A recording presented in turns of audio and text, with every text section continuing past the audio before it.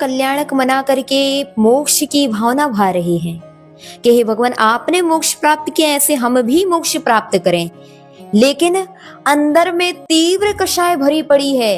अरे जहां तीव्र कषाय है वहां सम्यक्त कहाँ, और जहां सम्यक्त है वहां तीव्र कषाय कहाँ। उसने पारसनाथ ने बार बार परिसह को सहन किया, बार बार उपसर्गों को सहन किया, तभी कहीं जाकर के 10 भव में वह पारसनाथ केवल ज्ञान को प्राप्त कर पाए। आज हर व्यक्ति चाहता है मैं मोक्ष चला जाऊं, मोक्ष सबको जाना है, लेकिन क्या मोक्ष जा पाएंगे? लाड़ू हाथ में है, परिणामों में कसाय है। आगंतुक प्राणियों को वह शत्रु की दृष्टि से निहार रहा है। घर तो घर, मंदिर में भी यही दृष्टि चल रही है। समाज में बिखराव हो गए, समाज में 2, 4, 6 विभाग हो गए। वो कह रहे ये मेरी पार्टी है, वो कह रहे ये मेरी पार्टी है, वो कह रहे ये मेरे साधु है, वो कह रहे ये तेरे साधु है। इस प्रकार के परिणाम अगर हैं तो क्या आप सच बताएं, क्या कर्मों की निर्जरा होगी? कदापि नहीं होगी।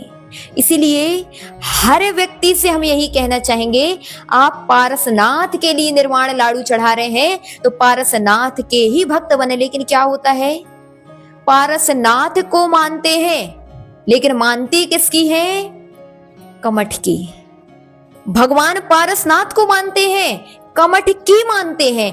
यही कारण है कि अभी तक हम संसार में पड़े हुए हैं। अरे अब विचार करना, अभी तक हम कमठ के भक्त बने रहे, अब हम पारसनाथ के भक्त बनेंगे, कल्याण तभी हमारा होगा। इसलिए घर की, परिवार की, समाज की जितनी भी लड़ाइयां हैं, आज भगवान का लाड़ू चढ़ाते समय यही भावना भाना कि भगवान आपने शत्रुता नहीं रखी, केवल एक तरफा झगड़ा था। कितने? भगवान को किसी भी प्रकार का वैर नहीं था, कमठ को वैर था। और वह एक तरफा झगड़ा जब 10 भाव में चल सकता है, तो हमारे जो 2 तरफे झगड़े हैं वो हमारे लिए कितने कितने भाव भ्रमण कराएंगे।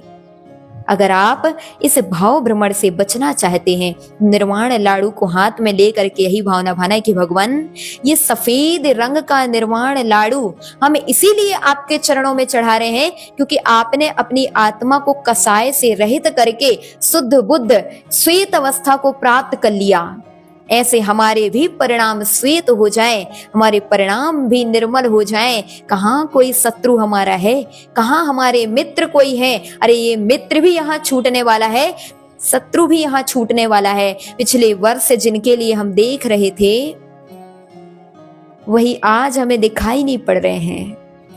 आज हम जिन्हें देख रहे हैं वो कल हमें दिखाई नहीं पड़ेंगे। संसार की असारता ऐसी ही है, जो आज दिख रहा है वो कल नहीं दिखेगा, और जो कल दिखेगा वह परसों नहीं दिखेगा।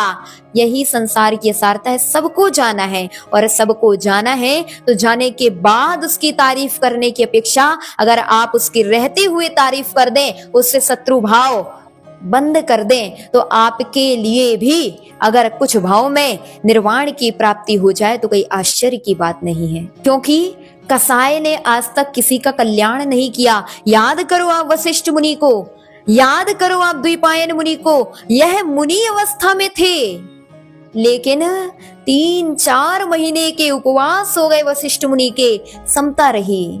लेकिन जैसे ही श्रावक ने बोल दिया, वह उग्रसेन ना खुद पड़गाता है ना औरों को पड़गाहन करने देता है, ये शब्द सुने थे, तुरंत कसाय भड़क गई। और ऐसी कसाय भड़की, ऐसी कसाय भड़की, कहाँ? 6वें गुलिस्तान में थे। 6वें से गिर करके पहले गुलिस्तान में आ गए, मिथ्यात्व में आ गए, और मरण को प्राप्त करे तो कंस बने, और कंस बन करके फिर से दुर्गति को प्राप्त हुए। किसने दुर्गति कराई? उस मुनि अवस्था ने नहीं कराई थी। मुनि अवस्था में जो कषाय की थी उसी ने उनकी क्षति कराई, उसी ने उनकी दुर्गति कराई। जब एक मुनि के लिए कषाय दुर्गति करा सकती है तो आप तो श्रावक हैं, आपका क्या होगा? इसलिए विचार करना, चिंतन करना, बहुत बड़े चिंतन का विषय आज हम आपके लिए दे रहे हैं कि हमारा क्या होगा। हम जो इस प्रकार की कसाय रख रहे हैं, मंदिर में आकर के भी लाड़ू चढ़ा रहे हैं, लेकिन अंदर के परिणाम अभी तक लाड़ू जैसे स्वच्छ सफेद नहीं हुए, तो कोई फायदा नहीं। इसलिए चिंतन करना, विचार करना और अपने परिणाम में अब तक जो कसाय चल रही थी, जिन जिनको आप शत्रु देख रहे थे, आज लाडू चढ़ाने के उपरांत सबसे पहले उन्हीं से क्षमा याचना करना कि मैंने तुम्हें शत्रु माना, तुम मुझे शत्रु मान रहे हो, लेकिन मुझे अब तुमसे बैर नहीं रखना, क्योंकि बैर कई कई भाव में तुम्हारा मिलन कराएगा। याद है कमठ कितने भाव तक मिला? 10 भाव तक। 10 भाव तक पारसनाथ को मिलता रहा। क्यों? क्योंकि बैर था। अगर आप चाहते हैं कि आपका शत्रु आपको बार बार मिले, क्या चाहते हैं? कोई चाहेगा कि आपका शत्रु बार बार आपको मिले? नहीं चाहते।